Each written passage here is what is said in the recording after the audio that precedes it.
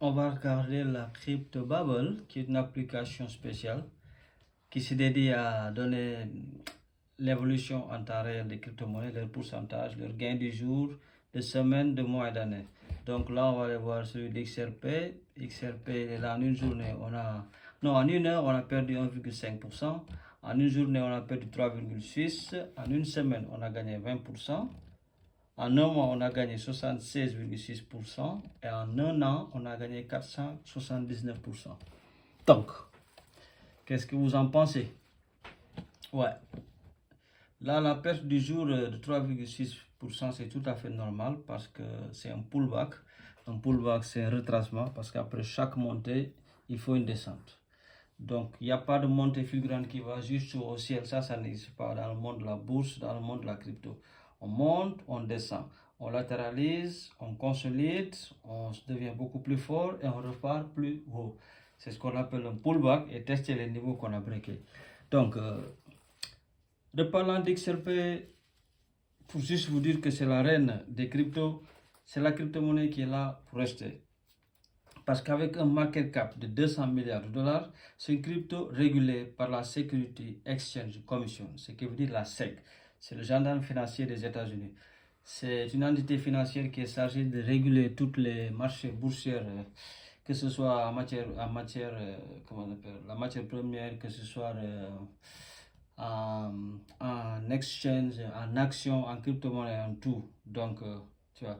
Et c'est la seule crypto-monnaie qui est régulée parce que Bitcoin, elle a reçu un pass.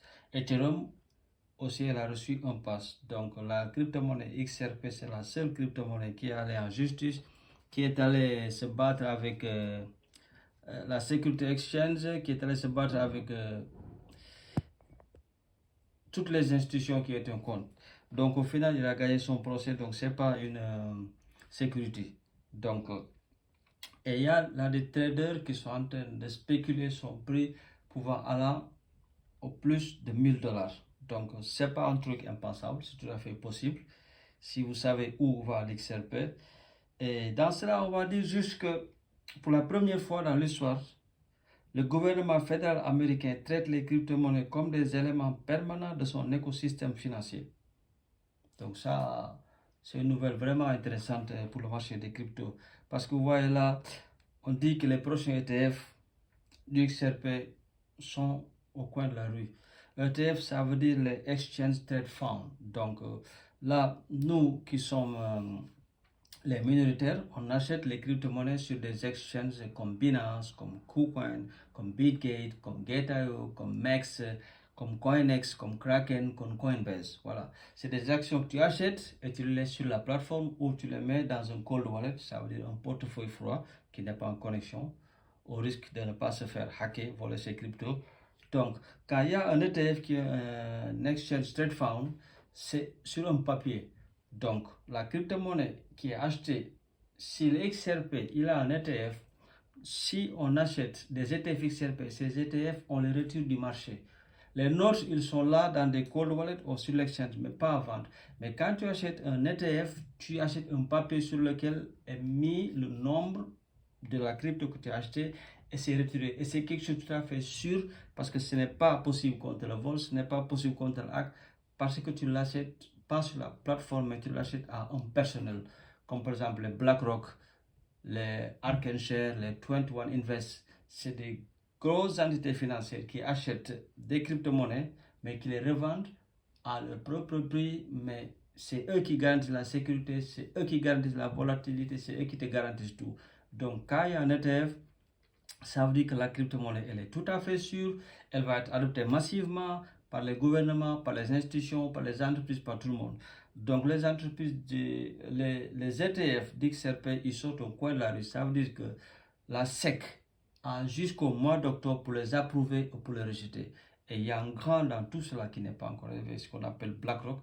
C'est le plus grand fonds de gestion au monde avec un patrimoine de plus de 11 000 milliards de dollars. Donc, quand le président, qui est Larry Fink, parle, les chefs d'État du monde entier vont trembler. Parce que c'est quelqu'un qui a un poids. Tu as son opinion contre. Donc, lui seul peut faire bouger le monde. Donc, lui, il n'est pas encore venu pour demander ces ETF. Mais il y a plus de 18 ETF qui ont été demandés pour XRP et ils vont être approuvés.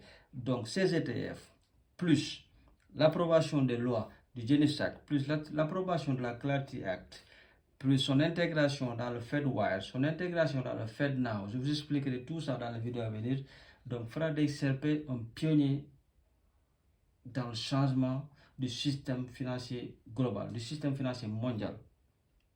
Il va le faire. C'est juste vous demander si vous avez pensé, qu'est-ce que vous ferez si l'XRP coûtait entre 500 et 100 dollars?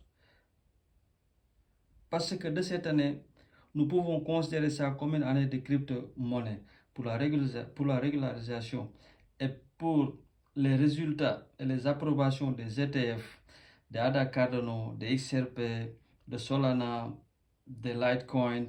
Tout est en train de se pointer vers un changement moyen et la crypto XRP est le vif du sujet parce qu'elle est au centre de tous ces changements qui pourraient l'amener à des sommets historiques et à des prix inimaginables parce que ce n'est pas de la spéculation, c'est de l'utilité. Et c'est une crypto au service du monde financier, c'est une crypto au service de la population mondiale. C'est comme l'Internet dans les années 96-98. On ne peut pas vivre sans Internet maintenant. Et XRP, ce sera le cas dans 10-15 ans. On ne pourra pas vivre sans XRP. Il sera partout. Ce sera le dollar du monde numérique. Parce qu'au moment de faire cette vidéo même, son adoption est en train de devenir tellement croissante dans la plupart des paiements interbancaires. Son utilisation devient de plus en plus croissante avec les institutions. Il devient une infrastructure financière internationale en tel point que des pays, des institutions, des fonds souverains, des entreprises sont en train de l'adopter comme une couche de règlement pour des sommes pouvant aller au-delà de 1000 dollars. Mais surtout dans un monde qui évolue, oui les amis, c'est très possible. Et c'est très possible et simple. On y reviendra.